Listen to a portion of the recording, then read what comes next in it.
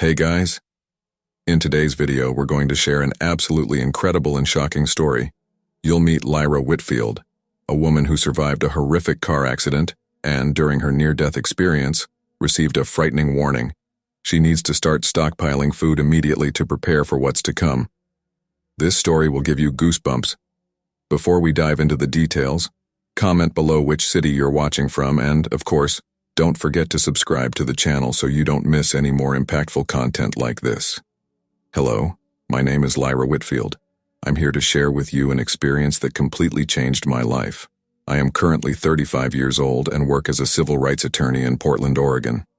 I have always been a rational person, focused on my career and making a difference in the world through my work. My husband, Duncan, and I had a very structured and planned life. We were happy with our lifestyle, with no plans to have children, dedicated to our careers and the causes we supported. But life has a funny way of changing our plans, doesn't it? A little over a year ago, we found out we were expecting a baby. It was an initial shock, of course, but we quickly fell in love with the idea of becoming parents. Our son, Caleb, was born and brought a completely new light into our lives. He's almost 11 months old now, and I honestly can't imagine my life without him. I've always been skeptical of things that couldn't be explained by science or logic. Near-death experiences, life after death, premonitions, it all seemed to belong in the realm of fantasy to me.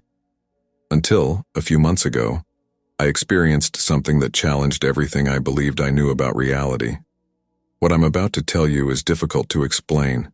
It's an experience that left me deeply shaken and at the same time, strangely comforting. I'm not here to convince anyone of anything. I just want to share what happened to me in hopes that maybe it can bring some comfort or perspective to someone else who is going through a difficult time. This is the story of my near-death experience, how it changed my view of the world, and how I am dealing with the revelations I received during this extraordinary event. It's a journey that began with a car accident, took me to a realm beyond human understanding, and brought me back with a mission I'm still trying to fully understand. I ask that you listen with an open mind. I know that much of what I am about to say may seem unbelievable. Frankly, if someone had told me this story a year ago, I probably would have been the first to doubt it. But now, after having lived through it, I can only say that there is much more to this world than we can see or understand. So let's start from the beginning. It all started on an ordinary night, when I had a dream that seemed more real than anything I had ever experienced before. It was a night like any other. Caleb had finally fallen asleep after a particularly difficult cramping session, and I was exhausted. I barely had time to put my head on the pillow before I fell into a deep sleep. It was then that the dream began. In the dream, I was driving down the winding road that leads to my friend Sarah's house, where we used to leave Caleb when we needed a few hours to ourselves. The sky was cloudy, a light rain was falling, making the asphalt slippery. I remember worrying about the time, constantly checking the clock on the dashboard, fearing I would be late picking up Caleb.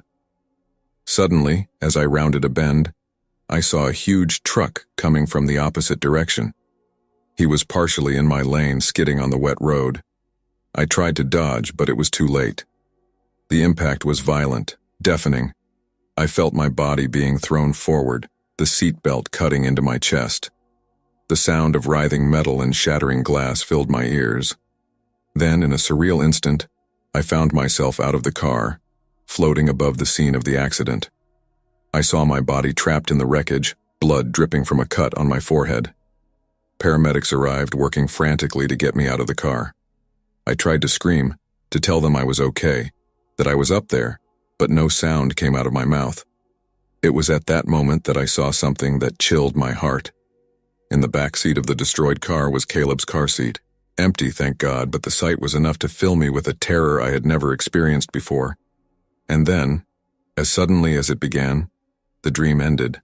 I woke up panting in a cold sweat, my heart beating so hard that it felt like it wanted to come out of my chest. Duncan woke up to my agitation, worried. I told him about the dream, tears streaming down my face as I described the vivid details of the accident. He hugged me, tried to calm me down, saying it was just a nightmare. But I knew, deep down in my being, that it was more than that. It was a warning. In the days that followed, I couldn't get the dream out of my head. Every time I got into the car, the image of the accident came back in full force. I started avoiding driving whenever possible, making excuses for Duncan to take me places. When driving was unavoidable, I found myself constantly checking the mirrors, slowing down at every turn, my body tense and alert. I tried to rationalize it, to convince myself it was just new mom anxiety. After all, since Caleb was born, I had developed fears that I never had before.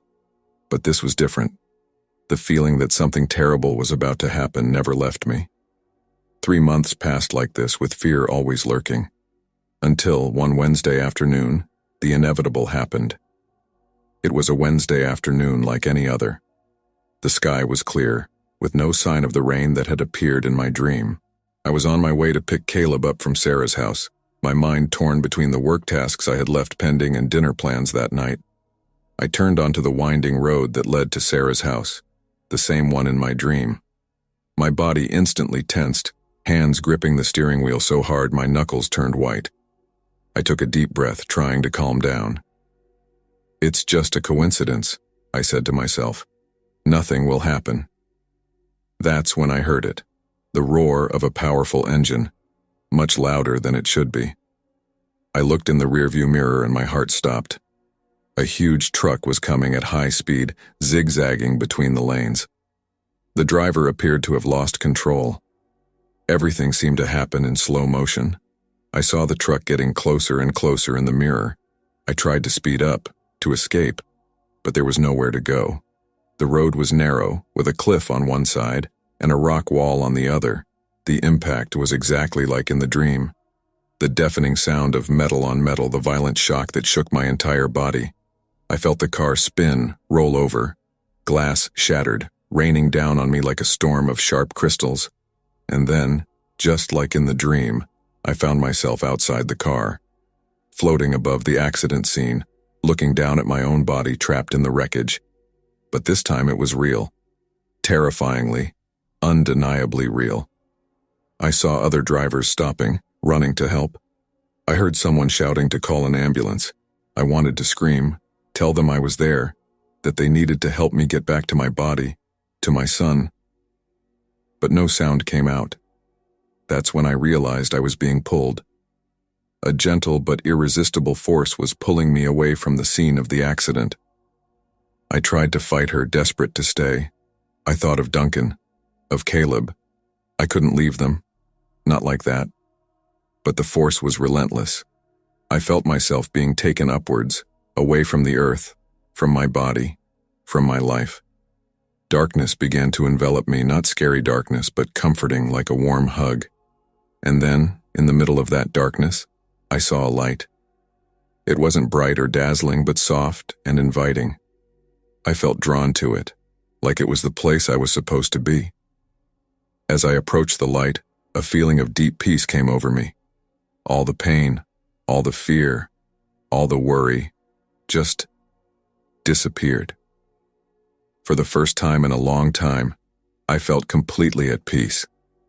It was at that moment that I heard a voice, soft, gentle, familiar in some way I couldn't explain.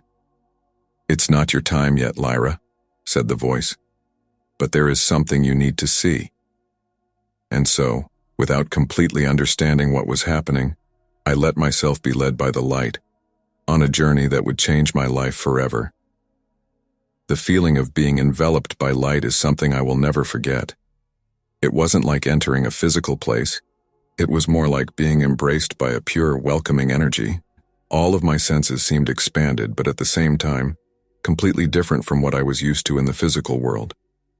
As I moved forward, I began to see flashes of my life. It wasn't like in the movies, where your whole life flashes before your eyes in seconds. It was more like I could access any moment of my existence at will. I saw my childhood, the happy moments with my parents, the mischief with my brothers. I saw the day I decided to become a lawyer, driven by the desire to make a difference in the world.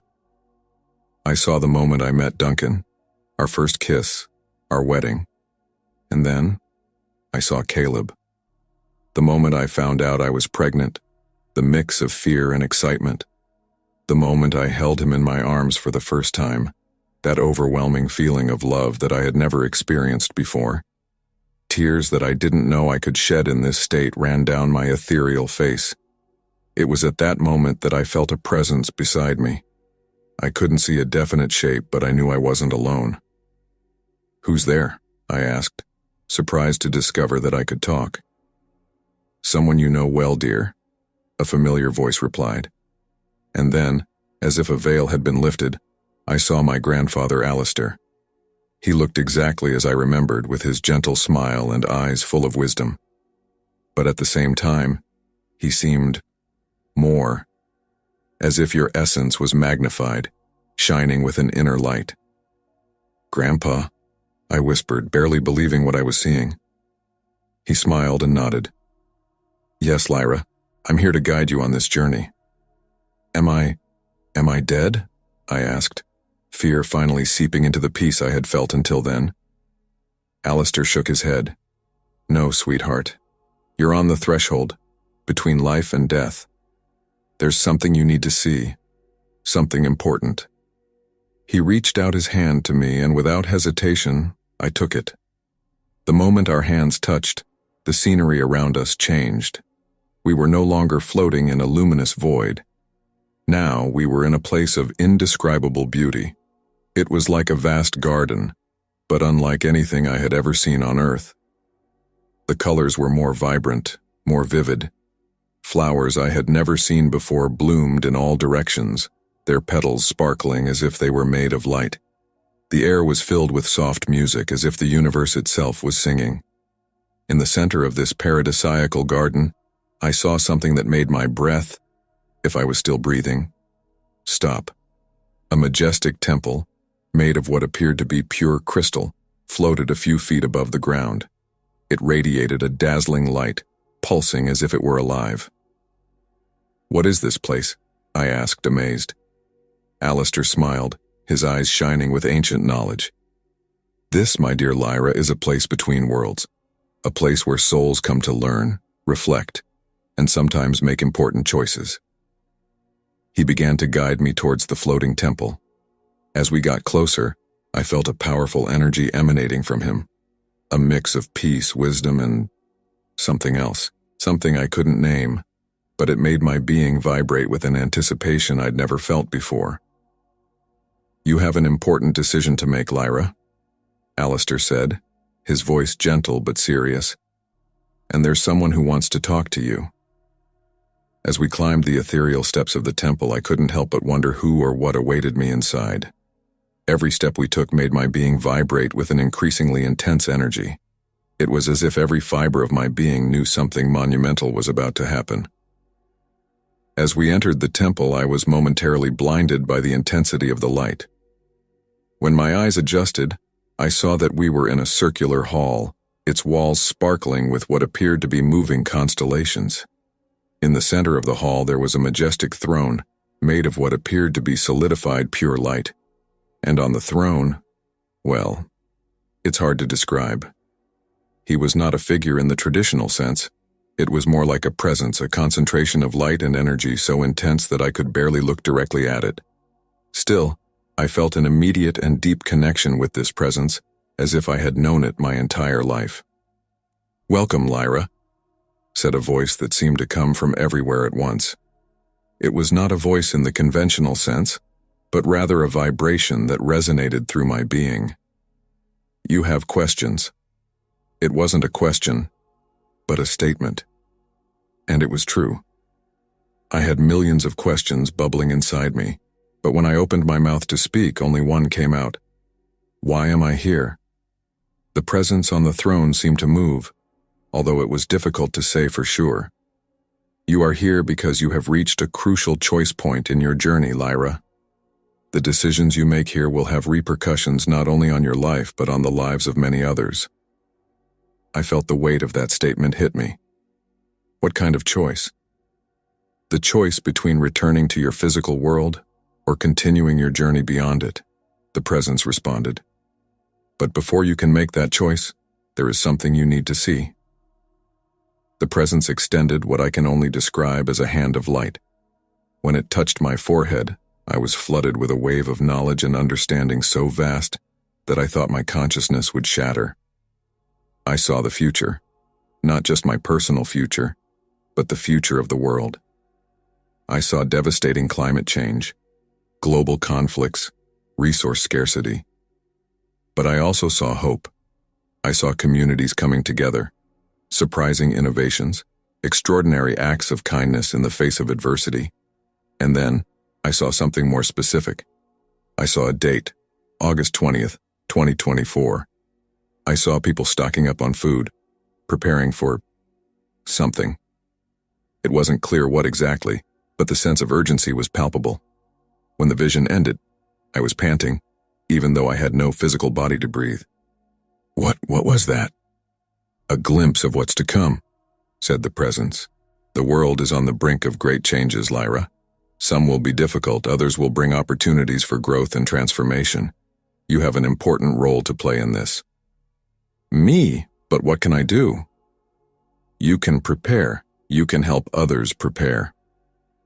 The date you saw, August 20th, 2024, is a turning point. From that day on, it will be crucial that you and those around you stockpile food and essential supplies. I was stunned by this information. But why? What will happen? The present seemed to hesitate for a moment. The future is not written in stone, Lyra. Each individual's actions can alter the course of events. What I can tell you is that there will be challenges. Natural disasters, economic instability, possible conflicts. Being prepared can make the difference between surviving and thrive. I wanted to ask more questions, to better understand what I had seen, but I felt like time was running out. The presence spoke again. Now, Lyra, you have a choice to make. You can stay here, in this realm of peace and understanding, or you can return to your world, carrying with you the knowledge you received here. I was silent for a moment, thinking. The peace I felt in this place was indescribable. Part of me wanted to stay, to sink into this cosmic understanding and never look back. But then I thought about Duncan, about Caleb, about all the people I loved. I thought about the visions of the future I had just seen. I need to go back, he finally said. There is a lot to be done. The presence seemed to approve of my decision. Remember, Lyra, August 20th, 2024.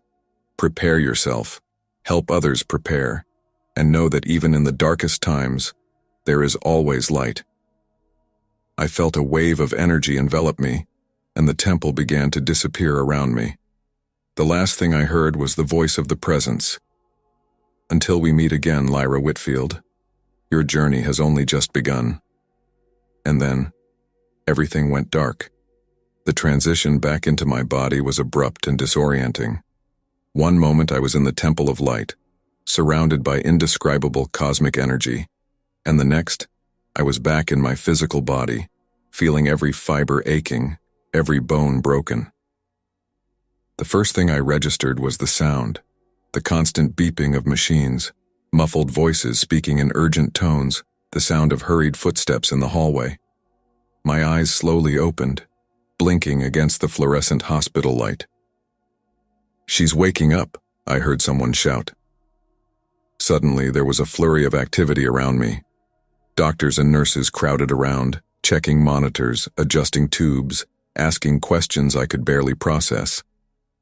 I tried to speak, but my throat was dry and sore. A nurse gently placed some ice cubes in my mouth, the cold bringing momentary relief. "Mrs. Whitfield, can you hear me?" a doctor asked, leaning over me. I managed to nod slightly. "You were in a serious car accident. You've been in the hospital for 3 days in a medically induced coma. But you're recovering well considering the circumstances." 3 days. It seemed like only a few minutes had passed since I saw the truck coming towards me.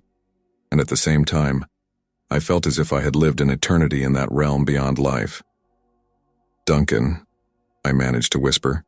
"Caleb, your husband is here," the nurse said, smiling gently. "He's barely left your side, As for your son, he's fine. He's with his mother. I felt a wave of relief wash over me.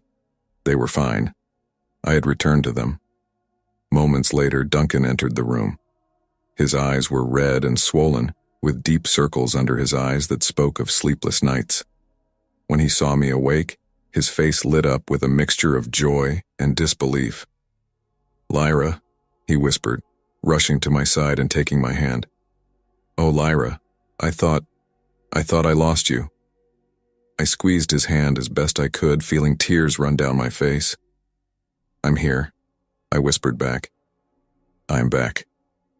The days that followed were a confusing mix of medical tests, visits from family and friends, and long stretches of sleep as my body struggled to heal. But in each moment of awareness, the memories of my experience came back with crystal clarity. The temple of light, the presence on the throne, visions of the future, and above all, the warning. August 20th, 2024. Get ready. I tried to tell Duncan about my experience, but words seemed inadequate to describe what I had experienced. How do I explain to someone who was always as rational as me the depth and reality of what I had experienced?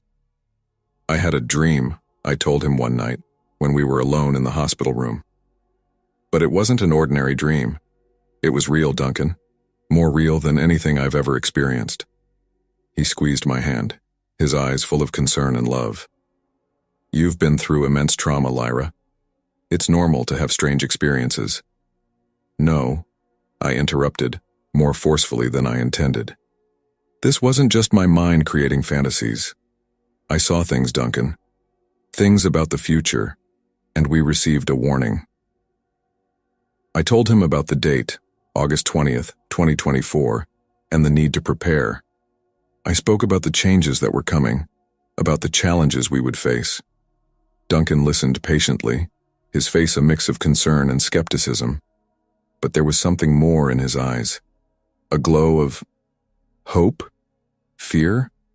I couldn't say for sure. "I believe you," he said finally, surprising me. "I don't fully understand, but I believe you've experienced something extraordinary. And if you say we need to prepare, then that's what we'll do." I felt a wave of relief and gratitude wash over me. Duncan has always been my safe haven, my rock. Knowing he was there for me, no matter how strange it all seemed, gave me the strength to face what was to come. While recovering in the hospital, I started planning. I didn't know exactly what we were preparing for, but I knew we had to be ready. The date, August 20th, 2024, was etched in my mind like a beacon, guiding my actions and thoughts. The world outside continued to spin, oblivious to what I had experienced and what was to come. But I knew everything had changed. My journey, as the presence in the temple had said, was just beginning. The months following my release from the hospital were a mix of physical and emotional challenges. My body, although resilient, took time to fully heal. Fractures, bruises, and internal scars required constant attention. Physiotherapy became part of my daily routine, each session a reminder of how close I came to losing everything. But while my body struggled to recover, my mind was in overdrive.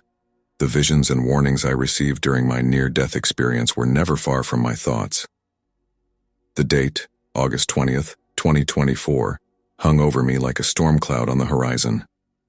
Duncan, true to his word, supported my decisions, even if he didn't always fully understand. We began to make subtle changes in our lives. The first thing we did was start stocking up on non-perishable food and essential supplies. We started slowly, adding a few extra items to each weekly purchase. "We don't want to look crazy," I told Duncan as we organized our expanded pantry. "But we need to be prepared." He nodded, stacking cans of beans on a newly installed shelf. "I agree. And honestly, having an emergency stash is a good idea anyway. You never know when there might be an emergency, right?" His pragmatic logic comforted me. It was easy to get lost in the cosmic visions and mysterious warnings I received. Duncan's practical support kept me grounded in reality. In addition to stocking up on food, I started researching other ways to prepare ourselves. I invested in a water purification system, bought a backup power generator, and started learning about gardening and growing food. I also started paying more attention to world news, looking for signs of the changes I had envisioned. Sometimes a report about extreme weather or geopolitical tensions would make my heart race, vividly reminding me of the visions I had. But it wasn't all about fitness. The experience I had changed something fundamental within me. I began meditating regularly, seeking to reconnect with that sense of peace and understanding I experienced in the Temple of Light. I also found myself being more open and compassionate with the people around me. Each interaction seemed charged with new meaning. I began to see people's struggles and joys in a deeper way, understanding that each of us is on our own unique journey. At work, my approach to the civil rights cases I took subtly changed. I still fought passionately for my clients' rights, but now there was a deeper understanding of the complexities involved. I started looking for solutions that benefited all parties whenever possible. One night, as I was putting Caleb to sleep, I was hit by a wave of emotion so strong it almost knocked me over. Looking at my son's sleeping face, I understood with painful clarity why I had chosen to return. It wasn't just for me, or even just for my immediate family. It was for all the children, for all the futures that were yet to unfold. "I'll protect you," I whispered to Caleb, silent tears streaming down my face. "I will do everything I can to ensure you have a bright future." That night, lying in bed next to Duncan, I shared some of these thoughts with him. "Sometimes I wonder if I'm being paranoid," I confessed to Duncan, my voice low in the darkness of our room. "All this preparation, all these changes. What if I'm wrong? What if this is all just, I don't know, a hallucination caused by the trauma?" Duncan turned to me, his face barely visible in the dim light. I felt his hand find mine, his fingers intertwining with mine. "Lyra," he began, his voice soft but firm, "you are the most rational, down-to-earth person I know. If you say you experienced something real, something that changed you in this way, I believe you." I felt tears forming in my eyes, grateful once again for Duncan's understanding and unwavering support. "Besides," he continued, "even if, and it's a big if, even if you're somehow wrong about what you saw, what we're doing isn't bad. We're preparing for emergencies, learning new skills, being more aware of the world around us. These are all good things regardless of what the future holds." I nodded in the darkness, letting his words calm me. He was right, of course. Regardless of what the future held, our actions would make us more resilient and prepared. As the months passed and we approached the fateful date of August 20th, 2024, the challenges and doubts began to accumulate. It was not easy to maintain the balance between preparing for an uncertain future and maintaining a normal life. Our friends and family began to notice the changes in our lives. At first, it was just casual comments about the amount of food in our pantry or curious questions about my new gardening hobby. But as time passed and our preparations intensified, the questions became more insistent. "Are you guys waiting for the apocalypse or something?" Sarah, my best friend, joked during dinner at our house. She was looking at our newly installed supply closet, her eyebrows raised in surprise. I exchanged a quick glance with Duncan before responding. "Not exactly," he said, trying to keep his tone light. "We just think it's a good idea to be prepared for emergencies. You know, with all this climate change and instability in the world." Sarah nodded, but I could see the concern in her eyes. "Are you guys okay? I mean, since the accident..." "We're fine," I assured her, forcing a smile. "Just seeing things from a different perspective now." These conversations have become increasingly frequent. Sometimes I found myself wanting to tell everything about the near-death experience, the visions, the warning. But it always held me back. How to explain something so profound and inexplicable to people who hadn't experienced it? At work, things were also getting complicated. My new approach to cases, although it often led to positive results, was sometimes viewed with skepticism by more traditional colleagues. "Whitfield, what's gotten into you?" my boss asked one day, after I had negotiated a particularly complex deal that benefited all parties involved. Since when are you the advocate of peace and love? I swallowed hard, trying to find an explanation that made sense. I think sometimes we need to look at the bigger picture, I replied. Sometimes a solution that benefits everyone can have a longer-lasting impact. He looked at me for a long moment before slowly nodding. Well, I can't argue with the results. Keep it up. But the challenges were not just external. Internally, I constantly struggled with doubts and fears. What if I was misinterpreting the visions? What if the warning about August 20th was just a symbol, not a literal date? What if nothing happened? One night, about a month before the date, I had a breakdown. I was in the kitchen, organizing another batch of supplies when suddenly everything seemed too much. I fell to my knees, sobbing uncontrollably. Duncan found me like that, huddled on the kitchen floor, surrounded by cans and packages. Without saying a word, he sat down next to me and pulled me into his arms. What if I'm wrong? I whispered between sobs. What if this is all for nothing? Duncan hugged me tighter. Then we will be prepared for any emergency that may arise in the future, he said simply, and we will have learned a lot in the process. He paused, then continued. But Lyra, what if you're right? What if something really happens?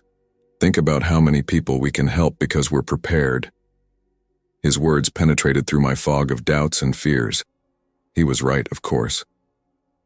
Regardless of what happened on August 20th, our actions put us in a position to be able to help others if needed. I took a deep breath, calming myself. Thank you, I said to Duncan, pulling away to look into his eyes. I don't know what I would do without you. He smiled, that smile that always warmed my heart. We're a team, remember? We're in this together. That night, as I lay in bed, I reflected on everything we had been through in the last few months. The doubts were still there, hovering at the edges of my consciousness. But now there was something stronger. Determination. No matter what the future held, we would be ready to face it. Together. August 16th, 2024. The date that has consumed my thoughts for the past few months is now just 4 days away. The tension in our home is almost palpable, like a taut thread about to snap. Today, as I organize our pantry for the umpteenth time, checking our stocks and making mental notes of what we might still need, I feel the weight of expectation on my shoulders. Every can, every package, every bottle of purified water seems to whisper, will it be enough? Are we really ready?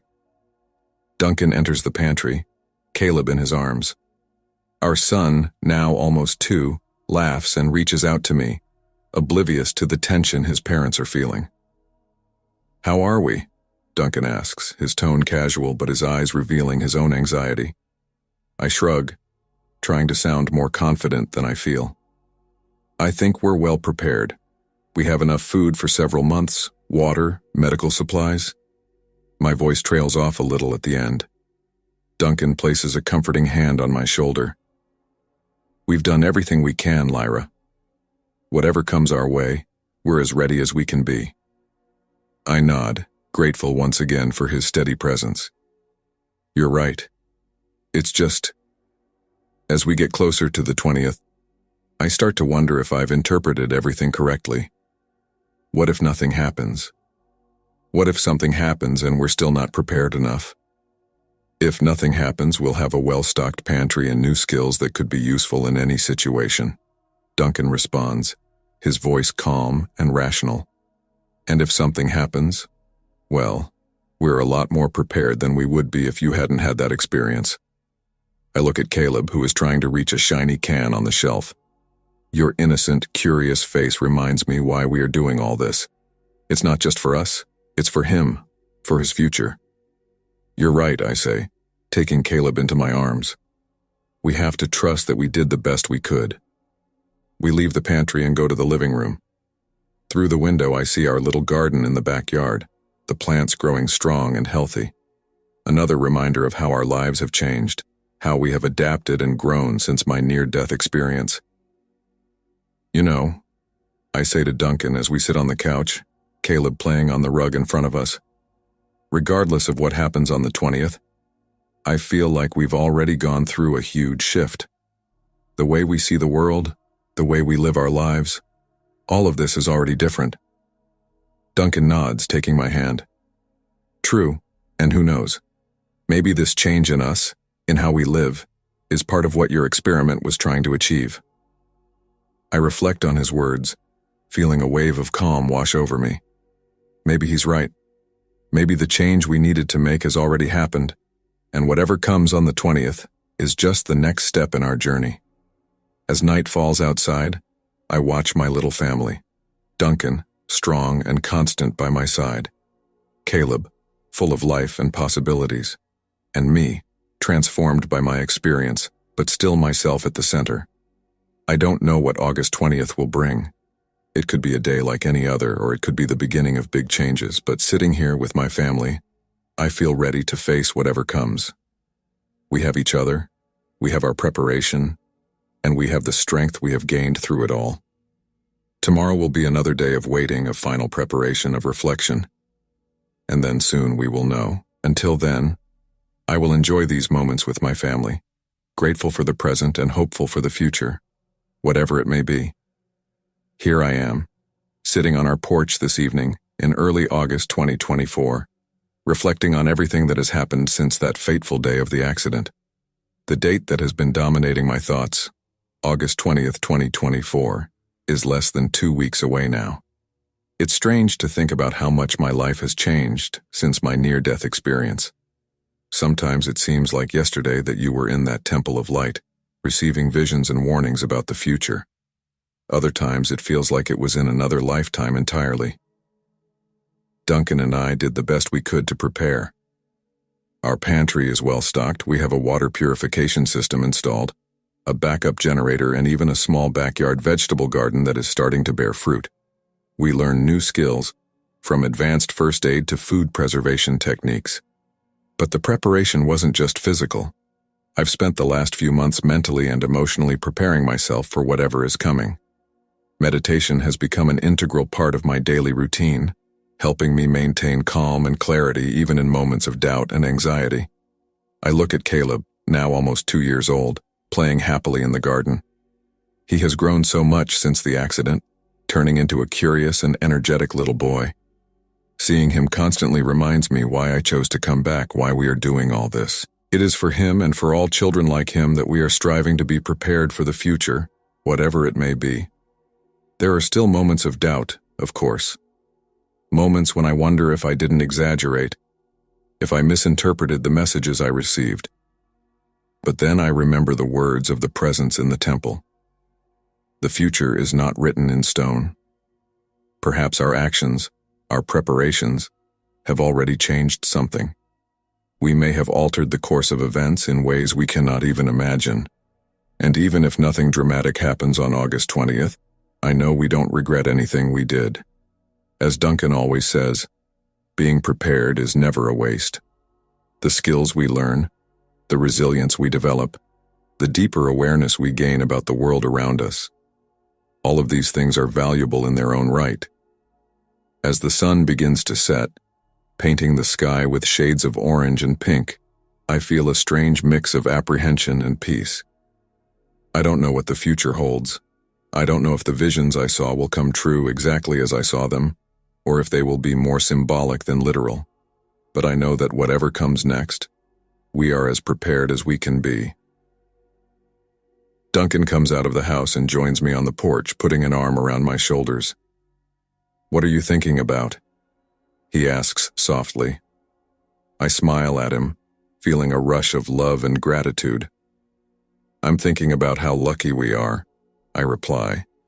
"No matter what happens, we have each other. We have Caleb. We have this chance to make a difference, whatever the scale." He nods, pulling me closer. "We're ready," he says, echoing the words we've repeated to each other so many times over the past few months. And as we watch Caleb play in the garden, the sky slowly turning from day to night, I feel a certainty solidify inside me. Yes, we are ready. Ready to face whatever the future holds for us. Ready to protect those we love, ready to make a difference, even if it's just in our small part of the world. The future may be uncertain, but our determination is not. And so, with a heart full of love, hope, and a touch of apprehension, I face the days ahead. August 20th, 2024 is coming, and whatever it brings, we will be here, ready to face it together.